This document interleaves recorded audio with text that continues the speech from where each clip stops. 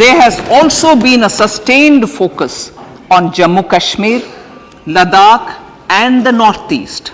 This budget builds on those efforts. Digital public infrastructure for agriculture.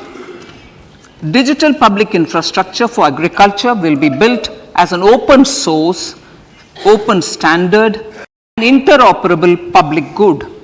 This will enable inclusive farmer-centric solutions through relevant information services for crop planning and health, improved access to farm inputs, credit and insurance, help for crop estimation, market intelligence, and support for growth of agri-tech industry and startups.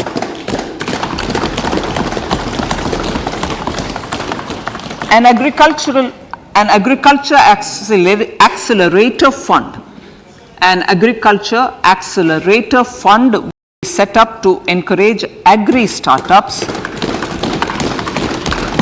by young entrepreneurs in rural areas. The fund will aim at bringing innovative and affordable solutions for challenges faced by farmers. It will also bring in modern technologies to transform agricultural practices, increase productivity and profitability. To enhance the productivity of extra long staple cotton, we will adopt a cluster-based and value chain approach through public-private partnerships. This will mean collaboration between farmers, state and industry for input supplies, extension services and market linkages.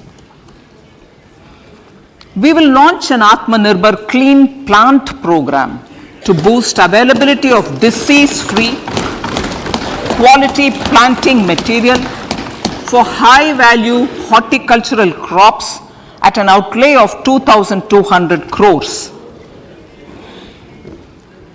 Global hub for millets, which are Sri Anna.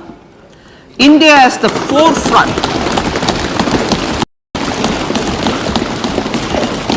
India is at the forefront of popularizing millets, whose consumption furthers nutrition, food security, and welfare of farmers, said the Honorable Prime Minister. We are the largest producer and second largest exporter of Sri Anna in the world.